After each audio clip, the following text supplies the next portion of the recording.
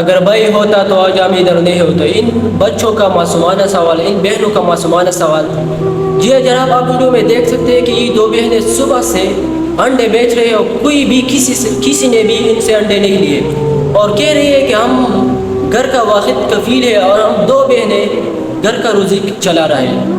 ایک آدمی ان سے پوچھے کہ آپ نے کتنے انڈے بیچے, تو وہ کہتے ہیں ہم نے صرف 2 ہی انڈے سارے دن میں بیچے, اور ادھر روڈ پہ ہم بیٹھے کوئی بھی ہم سے انڈے نہیں لیتے.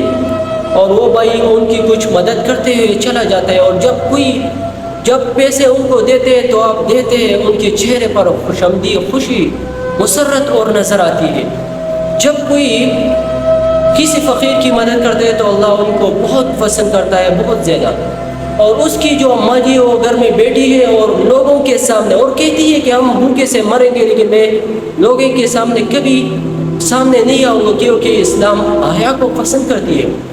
اور آخر میں یہ چھوٹی بہنوں نے پیغام دیا ہے کہ اپنے بھائیوں کی قدر کرے, اپنے پیرنٹس کی قدر کرے, کیونکہ اگر ہمارا بھائی ہوتا تو آج ہم یہ انڈے بیچنے نہیں تھے, ہم بھی گھر کے اندر ہوتے, اچھے کپڑے پہنتے, اچھے جوتے پہنتے, اچھے کھانا کھاتے تھے.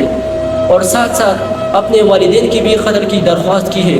ان بہنوں سے سیکھو, ان چھوٹے معصومانہ بہنوں سے سیکھو کہ یہ اس عمر میں بھی ایسے میسج دیتے ہیں, ایسے کام کرتے ہیں.